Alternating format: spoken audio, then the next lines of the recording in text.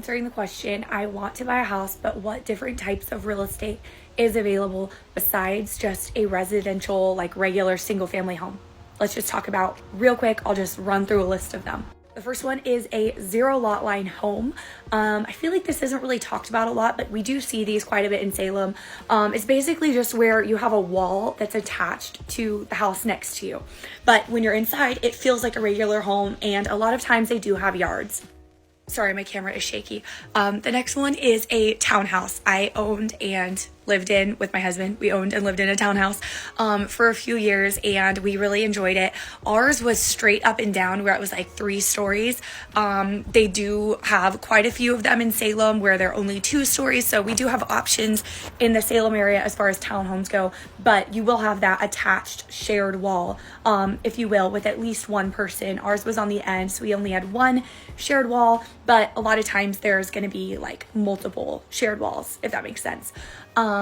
And then also there will be an HOA. Usually you'll have an HOA fee for a townhome. A pro of that though is that you're going to have less maintenance. Next is a manufactured home in a park. So we have quite a few manufactured home parks in our area where there's either all age parks or there's 55 and over parks. So basically, when you're in a manufactured home park, you own the home but not the land. So you're going to pay space rent every month.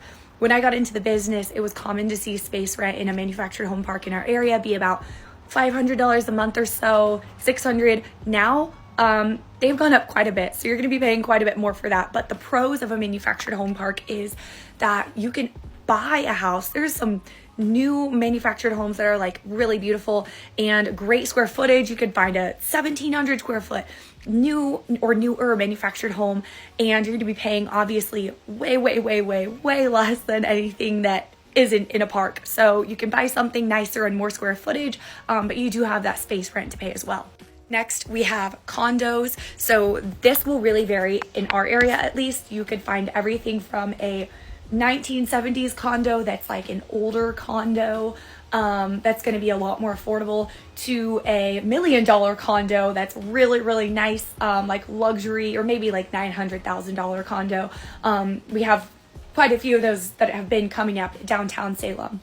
The next option is a manufactured home on its own land. I hear this a lot. It seems like so many buyers want this. It's very hard to find because there's just not a lot of them that come for sale all the time. We're low on inventory as it is, but finding a manufactured home already on its own land, it's definitely just not as common as finding obviously like a regular residential home. And if you do decide to go the route of